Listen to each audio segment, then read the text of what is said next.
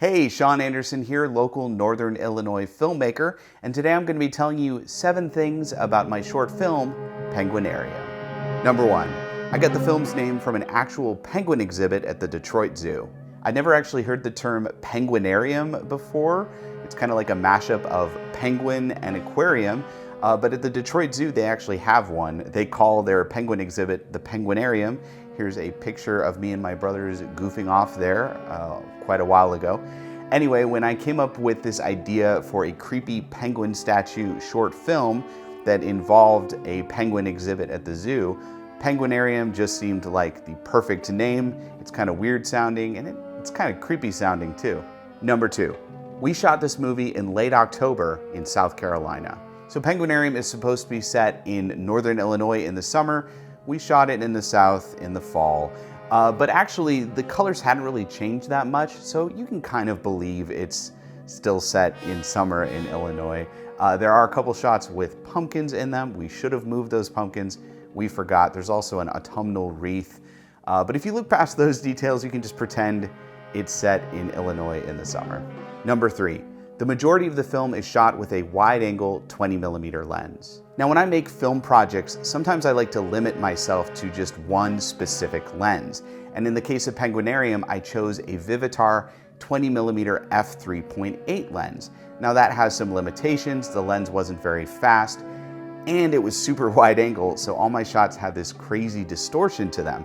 But I actually kind of wanted that distorted wide angle, kind of overly dramatic look for Penguinarium because it is kind of heightened reality. It is this goofy horror comedy. So the 20mm lens actually worked great to convey that. When I moved the camera towards the man in this one shot, it's really dramatic. That movement is really crazy, and that's because of the wide angle lens. Wide angle makes the movement seem more exaggerated. So even though it was a bit of a limitation, it actually was the perfect choice for the script. Number 4, the kaleidoscope dream effects were done in camera with a Holga turret lens. This is actually kind of a rare product that Holga doesn't make anymore, but I was able to snag it years ago and it was still pretty cheap. And one of the cool things this turret lens does is it actually has these rotating effects. For the close-up on the eye, I used one of the macro filters on this lens. And then when I needed to duplicate the penguin statue, make multiple penguins, I was actually using one of the prism splitter effects that takes a subject and multiplies it, kind of that kaleidoscope look. So this lens was able to give me that weird, dreamlike, lo-fi feel, which was perfect for the dream sequence. Number 5, we misspelled penguin in the note that the woman leaves on the dock. So I don't know how we messed this one up. Penguin clearly doesn't end with an E. It ends with an N. It's a very simple word to spell. I don't know why we did this. But yeah, if you watch the film, the note that says I am a penguin actually says I am a penguin because there is an E at the end.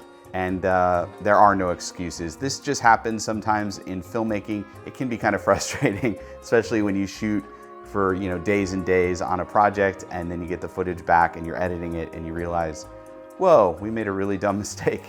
Number 6. The penguin footprints on the dock were made with a sponge cut in the shape of penguin feet. This is actually one of the effects I'm most proud of in this short film. Obviously, I felt really dumb about putting the E at the end of penguin, but making these little footprints, basically we took a sponge, we cut out a penguin footprint into the sponge, and then we just dipped it in water, and we dabbed it on the dock in the shot where it looks like the woman is turned into a penguin. And it worked perfectly. Now the water faded pretty quickly, so we had to dab out the footprints and then shoot it really quick. But it's one of my favorite effects that I've ever done in a short film, and it's so simple. It was literally just a cutout sponge and some water.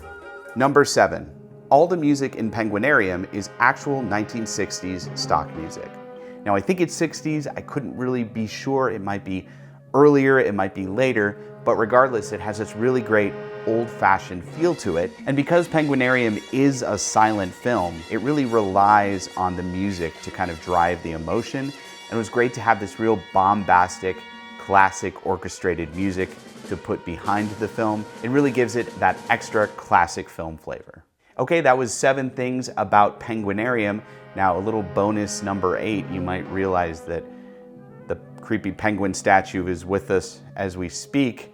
Actually, I discovered this blow mold penguin statue. I think it's a Christmas decoration. I actually discovered it at an antique store, and it actually inspired the whole project. I picked it up and then I was like, how can I write a script around a creepy penguin statue? And it all just kind of fell into place. So that's your bonus number 8. Penguinarium is the second episode in my Summer Stories series of short films.